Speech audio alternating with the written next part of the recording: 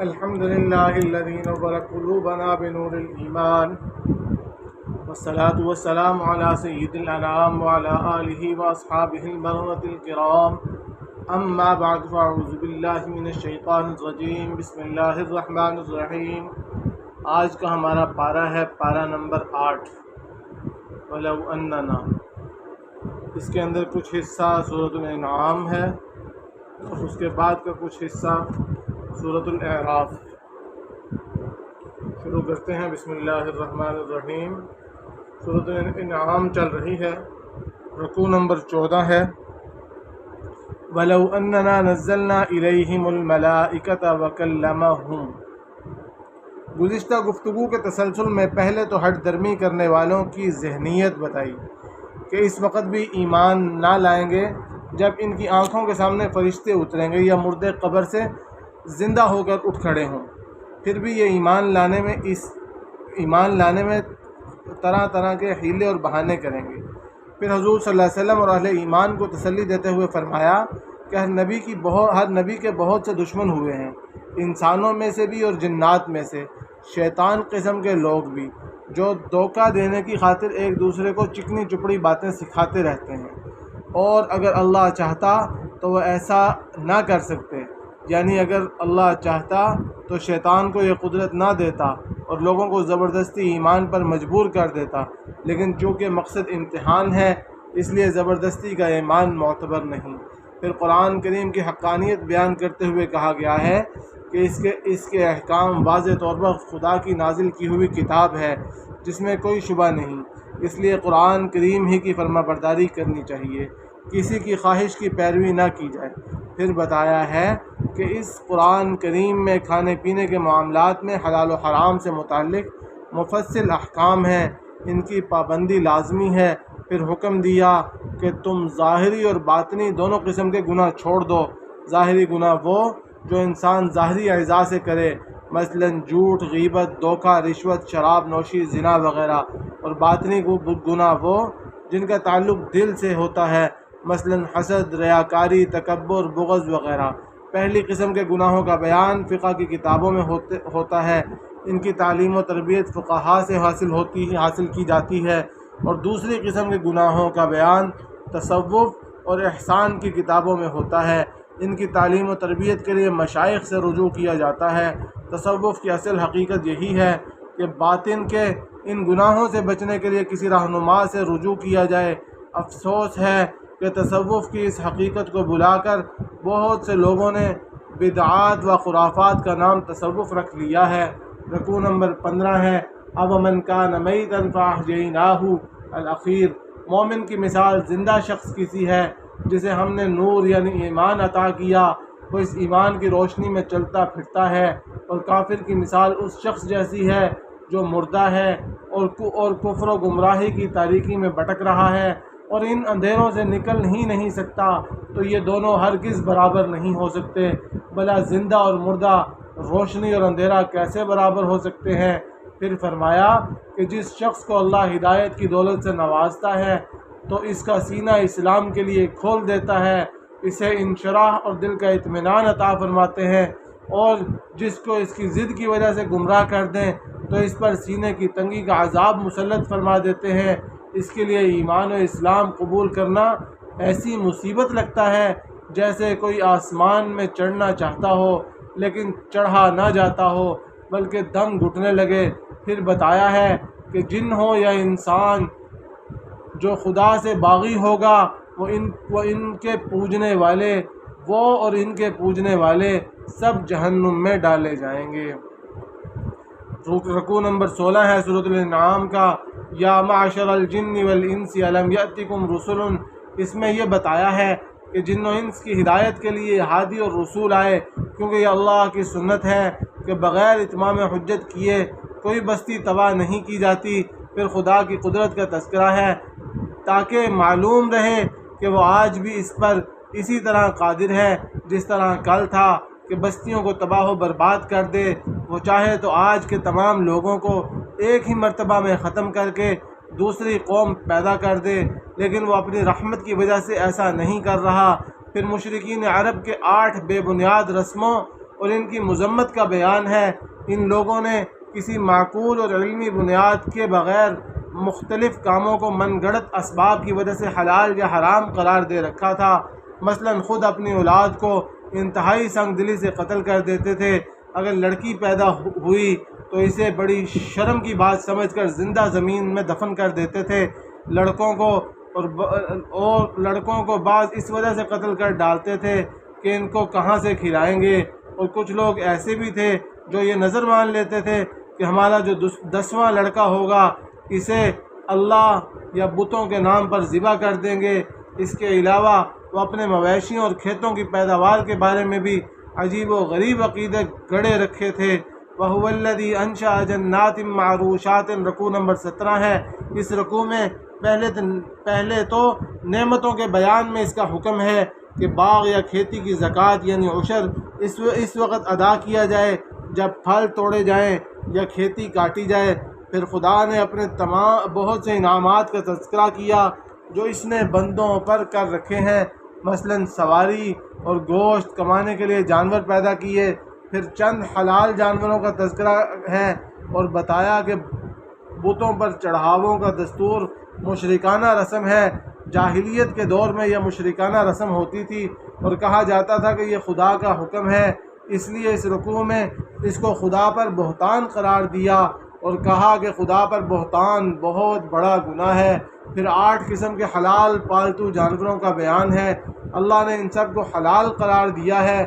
اگر مشرکین انہیں حرام کہتے ہیں تو ان کے پاس کیا دلیل ہے؟ کیا اللہ نے ان کے سامنے ان جانوروں کو حرام قرار دیا ہے؟ رکوع نمبر 18 ہے۔ قُل لَا أَجِدُ فِي مَا أُوحِيَ إِلَيَّ۔ اس رکوع کا خلاصہ یہ ہے، پیچھے فرمایا تھا کہ مشرکین حلال جانوروں کو از خود حرام قرار دیتے تھے۔ اب اللہ تعالیٰ نے ان چند غذائی اشیاء کو بیان فرماتے ہیں جنہیں اللہ نے واقعی حرام قرار دیا ہے۔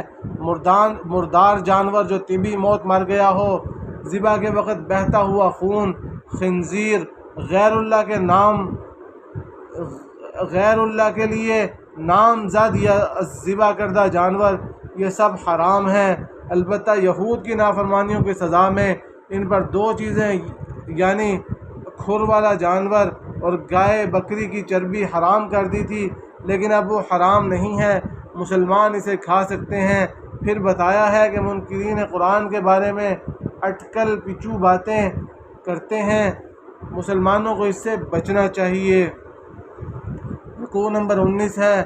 قُلْ تَعَالَوْا أَتْلُ مَا حَرَّمَ رَبُّكُمْ عَلَيْكُمْ۔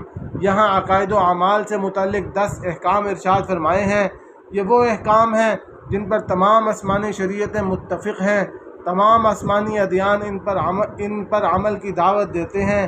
اللہ کے ساتھ کسی کو شریک نہ ٹھہراؤ، والدین کے ساتھ حسن سلوک کرو، فقر و غربت کے خوف سے اولاد کو قتل نہ کرو، ہر قسم کی بے حیائی سے بچو، چاہے خفیہ بے حیائی ہو یا اعلانیہ، کسی انسان کو ناحق قتل نہ کرو، یتیم کا مال ناحق مت کھاؤ، ناپ تول انصاف کے ساتھ پورا کرو، عدل و انصاف سے کام لو، چاہے کوئی اپنا ہو یا پرایا، اللہ کے ساتھ کیے گئے عہد کو ہر حال میں پورا کرو، صراط مستقیم کی اتباع کرو اور دوسرے راستوں کے پیچھے نہ پڑو، ورنہ وہ تمہیں اللہ کے راستے سے الگ کر دیں گے۔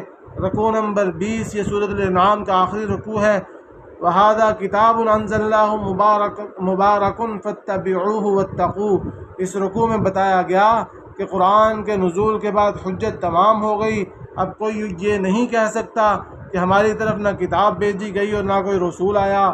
تو اب جب رسول صلی اللہ علیہ وسلم آ گئے اور کتاب قرآن نازل ہو گیا تو لوگوں کو ہدایت اختیار کر لینی چاہیے، ورنہ قیامت میں سخت عذاب ہوگا۔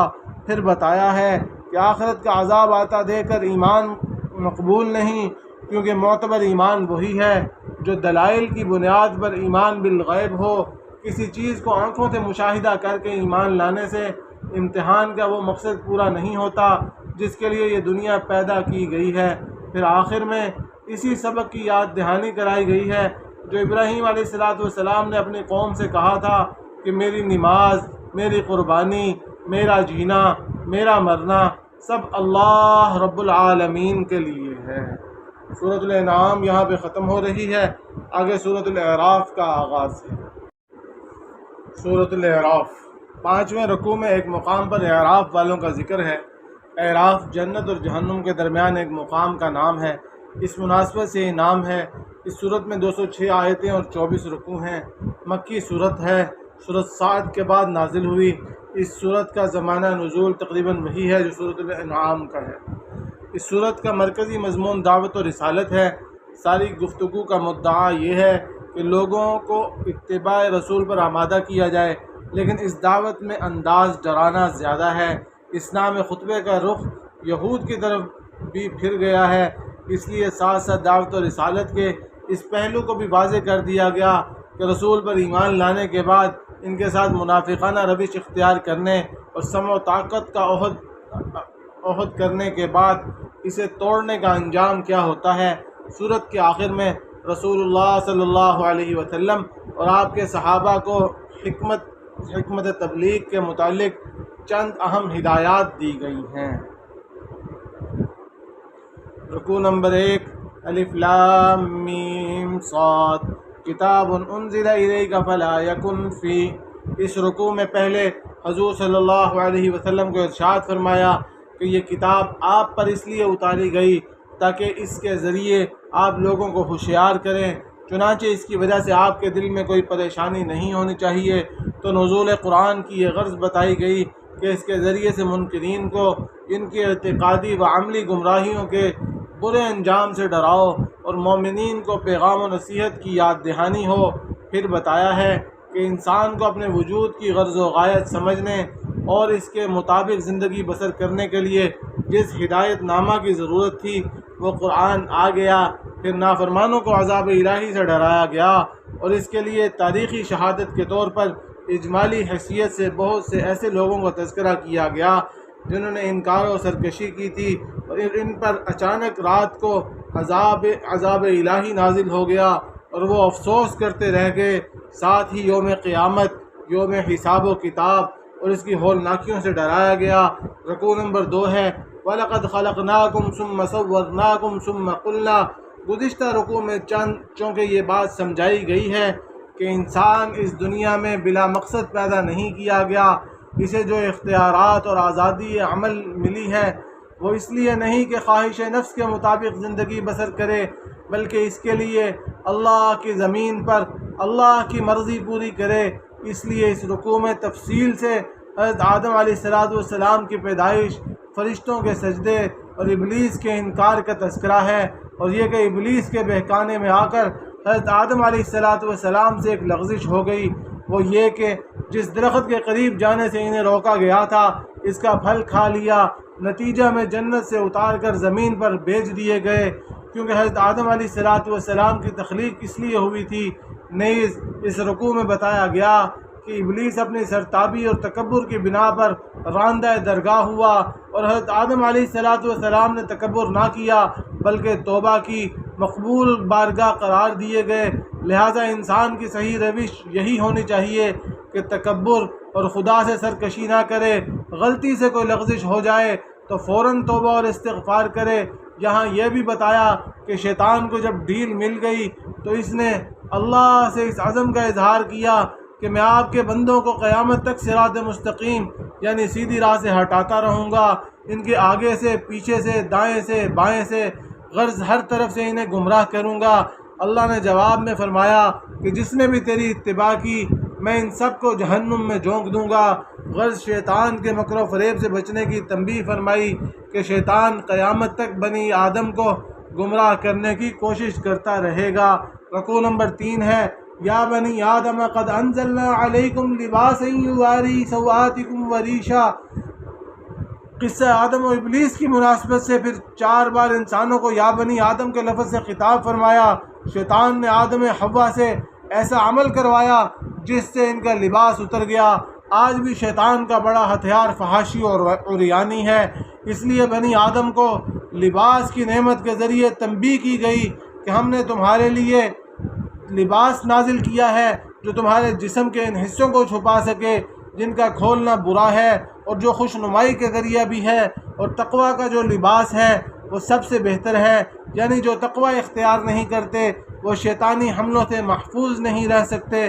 چنانچہ اس دوسری ندا میں شیطان کے فتنوں سے بچنے کی تلقین کرتے ہوئے فرمایا کہ شیطان کو ایسا موقع ہرگز نہ دینا کہ وہ تمہیں اس طرح فتنے میں ڈال دے جیسے اس نے تمہارے ماں باپ کو جنت سے نکالا جبکہ ان کا لباس ان کے جسم سے اتروا لیا تھا تاکہ ان کو ایک دوسرے کی شرم کی جگہ دکھا دے۔ شیطان اور اس کی جماعت تمہیں وہاں سے دیکھتی ہے جہاں سے تم انہیں نہیں دیکھ سکتے۔ چنانچہ پھر یہ حکم دیا کہ جب کبھی مسجد میں آؤ تو اپنی خوشنمائی کا سامان یعنی لباس جسم پر لے کر آؤ اور کھاؤ اور پیو اور فضول خرچی مت کرو۔ یاد رکھو کہ اللہ فضول خرچ لوگوں کو پسند نہیں کرتا۔ رکوع نمبر 4 ہے قُلْ مَنْ حَرَّمَ زِینَةَ اللَّهِ الَّتِی أَخْرَجَ لِعِبَادِهِ۔ فضول خرچی کی ممانعت کے بعد یہ واضح کر دیا کہ حلال اور جائز زینت اور رزق کو حرام سمجھنا غلطی ہے۔ اللہ نے اسے حرام نہیں قرار دیا بلکہ اس نے بے حیائی، گناہ، کفر، نفاق، ظلم، تکبر اور شرک وغیرہ کو حرام قرار دیا ہے۔ پھر یا بنی آدم فرماتے ہوئے 3 خطاب کے بعد پھر اسی آخری خطاب میں بنی آدم کو یاد دہانی کرا دی کہ انبیاء اور رسول خدا کی آیتیں لے کر آتے ہیں، اس لیے انہیں مان کر جو تقوی اور عمل صالح اختیار کر لے وہ کامیاب رہا، اور جو اللہ کی آیات کو جھٹلائیں اور تکبر کریں ان کے لیے قیامت کے دن دردناک عذاب ہوگا۔ رکوع نمبر 5 ہے ان الذین کذبوا بآیاتنا واستکبروا عنہا۔ اس رکوع میں پہلے یہ بتایا کہ جس طرح سوئی کے ناکے میں اونٹ نہیں جا سکتا، اسی طرح اللہ کی آیتوں کے جھٹلانے والے جنت میں نہیں جا سکتے۔ پھر اہل جنت اور اہل دوزخ کے مکالمے کا بیان ہے کہ جنت کے لوگ دوزخ والوں سے پوچھیں گے کیا آج تمہیں اللہ کے وعدوں کے سچا ہونے کا یقین آیا یا نہیں؟ دوزخی جواب میں اقرار کریں گے ہاں ہم نے وعدوں کو سچا اور برحق پایا۔ پھر اصحاب اعراف اور اہل جنت کے مکالمے کا بھی بیان ہے کہ اصحاب اعراف جنت کی امید و اشتیاق میں کھڑے ہوں گے تو اہل جنت سے پکار کر کہیں گے سلامتی ہو تم پر۔ اس دوران جب یہ اعراف والے دوزخیوں کی طرف دیکھیں گے تو کہیں گے اے ہمارے رب ہم کو ظالموں کا ساتھی نہ بنا۔ اعراف کے لفظی معنی بلندیوں کے ہیں، اصطلاح میں اس جگہ کا نام ہے جو جنت اور دوزخ کے درمیان واقع ہے، اور جن لوگوں کے اچھے اور برے اعمال برابر ہوں گے ان کو کچھ عرصے کے لیے یہاں رکھا جائے گا، پھر ان کی ایمان کی وجہ سے آخر کار وہ بھی جنت میں داخل ہو جائیں گے۔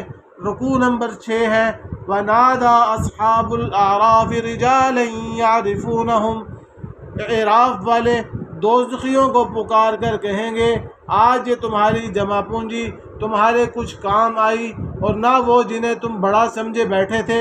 پھر اعراف والے جنتیوں کی طرف اشارہ کر کے دوزخیوں سے بطور طنز پوچھیں گے کیا یہ وہی لوگ ہیں جن کے بارے میں تم نے قسمیں کھائی تھیں کہ اللہ ان کو اپنی رحمت کا کوئی حصہ نہیں دے گا؟ ان کو تو اللہ نے جنت عطا کر دی۔ دوزخ والے جنتیوں سے کہیں گے کہ ہم پر تھوڑا سا پانی ہی ڈال دو، یا اللہ نے تمہیں جو نعمتیں دی ہیں ان کا کوئی حصہ ہم تک بھی پہنچا دو۔ وہ جواب دیں گے کہ اللہ نے یہ دونوں چیزیں ان کافروں پر حرام کر دی ہیں جنہوں نے اپنے دین کو کھیل تماشا بنا رکھا تھا اور جن کو دنیاوی زندگی نے دھوکے میں ڈال دیا تھا۔ رکوع نمبر 7 ہے ان ربکم اللہ الذی خلق السماوات والارض۔ اس رکوع میں بتایا گیا ہے کہ آسمان و زمین میں چاند و سورج اور ساری کائنات کو اللہ نے 6 دن میں بنایا۔ گویا کائنات میں کچھ ہے جو بھی ہے اللہ ہی کا ہے، اسی کے حکم سے یہ نظام حکومت چل رہا ہے اور اسی ذریعے سے انسان کی پرورش اور زندگی کی بقا کا سامان ہو رہا ہے۔ لہٰذا انسان کا کام یہ ہے کہ وہ اپنی رب کی رحمتوں کا شکر ادا کرے، قرآن کے مطابق اپنی راہ بنائے، اپنے خود ساختہ قوانین اور اپنے ذہن کے تراشیدہ اصول کو اپنے لیے چراغ ہدایت نہ بنائے۔ سورۃ الاعراف کا رکوع نمبر 8 ہے۔ لقد ارسلنا نوحا الى قومه فقال یا قوم۔ سورت کے شروع سے یہاں تک اصول اسلام، توحید و رسالت، آخرت کا مختلف عنوانات اور دلائل سے اثبات اور لوگوں کو اتباع کی ترغیب اور اس کی مخالفت پر وعید اور اس کے ضمن میں شیطان کے گمراہ کن مکر و فریب وغیرہ کا بیان تھا۔ اب 8ویں رکوع سے تقریباً آخر سورت تک چند انبیاء اور ان کی امتوں کا ذکر ہے، جس میں تمام انبیاء کا متفقہ طور پر اصول مذکورہ توحید، رسالت، آخرت کی طرف اپنی اپنی امتوں کو دعوت دینا اور ماننے والوں کے اجر و ثواب اور نہ ماننے والوں پر طرح طرح کے عذاب اور ان کے برے انجام کا مفصل بیان تقریباً 14 رکوع میں آیا ہے، جس کے ضمن میں سینکڑوں اصولی اور فروعی مسائل بھی آ گئے ہیں اور موجودہ اقوام کو پچھلی قوموں کے انجام سے عبرت حاصل کرنے کا موقع فراہم کیا گیا ہے۔ رسول اللہ صلی اللہ علیہ وسلم کے لیے تسلی کا سامان ہو گیا کہ پہلے سب رسولوں کے ساتھ ایسے ہی معاملات ہوتے رہے ہیں۔ قوم نوح، چنانچہ اس رکوع میں حضرت نوح علیہ السلام کی دعوت، ان کی قوم کی سرکشی اور انکار اور پھر طوفان کی شکل میں عذاب کا تذکرہ کر کے بتایا ہے کہ کس طرح اللہ نے اپنے رسولوں کے دشمنوں کو تباہ کر دیا اور کس طرح اپنے رسولوں اور ان کی سچائی کی پیروی کرنے والوں کو عذاب سے بچا لیتا ہے۔ اس واقعے سے عبرت دلانا مقصود ہے اور یہ کہ وہی خدا اب بھی اس قسم کے عذاب لانے پر قادر ہے۔ رکوع نمبر 9 ہے۔ وَإِلَىٰ عَادٍ أَخَاهُمْ هُودًا قَالَ يَا قَوْمِ اعْبُدُوا اللَّهَ۔ اس رکوع میں حضرت ہود علیہ السلام کے واقعے کا تذکرہ ہے کہ ان کی دعوت کا انکار ان کی قوم نے کیا۔ قوم عاد نے خدا سے سرکشی و تکبر کو اپنی روش بنایا، نتیجہ وہی ہوا جو قوم نوح کا ہوا، یعنی عاد پر عذاب الہی نازل ہوا اور اللہ نے اپنے رسول یعنی حضرت ہود علیہ السلام کو بچا لیا۔ رکوع نمبر 10 ہے۔ وَإِلَىٰ ثَمُودَ أَخَاهُمْ صَالِحًا قَالَ يَا قَوْمِ اعْبُدُوا اللَّهَ۔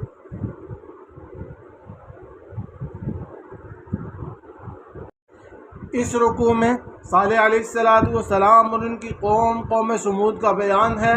سمود نے بھی اپنے رسول کو جھٹلایا، خدا سے بغاوت کی، بالآخر سخت زلزلے کے عذاب سے ملیہ میٹ کر دیے گئے اور حضرت صالح علیہ السلام کو اللہ رب العزت نے محفوظ رکھا۔ پھر لوط علیہ السلام اور ان کی قوم کا تذکرہ ہے کہ ان کی قوم خدا کی منکر تھی، بے حیائی اور ہم جنس پرستی میں مبتلا تھی۔ لوط علیہ السلام نے بہت سمجھایا مگر نہ مانی، آخر کار پتھروں کی بارش کے عذاب سے ہلاک کر دی گئی۔ رکوع نمبر 11 ہے۔